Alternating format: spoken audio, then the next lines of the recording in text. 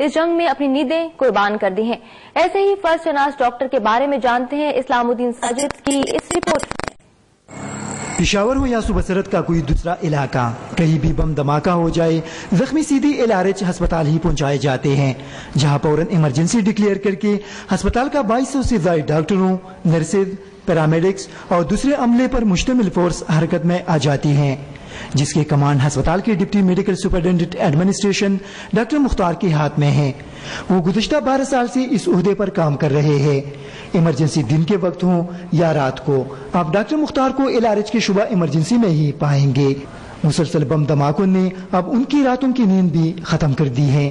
میری نیند بے شک ڈسٹرب ہوئی، اسٹریس کی وجہ سے وہ ہوتا ہے، وہ ہم پہ بھی اسٹریس ہوتا ہے، ہمیں بھی فرق پڑتا ہے، ایون بچوں کو بھی پھر فرق پڑتا ہے۔ مسلسل ایمرجنسی کی وجہ سے اب ڈاکٹر مختار نے اپنا گھر چھوڑ کر بیوی بچوں کو ہسپتال کے ایک رہائشی مکان میں منتقل کر دیا ہے، کیونکہ انہیں 8 گھنٹے کے بجائے 15 سے 20 گھنٹے ڈیوٹی کرنی پڑ رہی ہے۔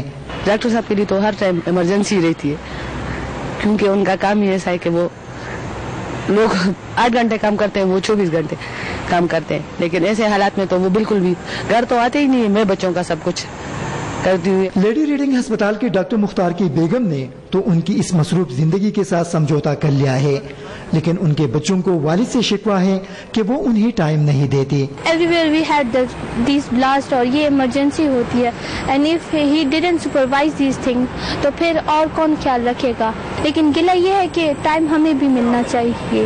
بیٹی کی شکایت اور شکوے کا ڈاکٹر مختار کو بھی احساس ہے، لیکن وہ کہتے ہیں کہ بارود کا نشانہ بننے والی بھی ان کے بھائی اور بچے ہیں، وہ انہیں کیسے اکیلا چھوڑ سکتے ہیں۔ ڈاکٹر مختار میں بہت سی خوبیاں ہیں، لیکن ان کی سب سے بڑی ایک خوبی یہ بھی ہے کہ وہ پرائیویٹ پریکٹس نہیں کرتے، اور کہتے ہیں کہ انہوں نے اپنی ساری زندگی اس ہسپتال اور مریضوں کے لیے وقف کر دی ہے۔ اسلام الدین ساجد، ایکسپریس نیوز، پشاور۔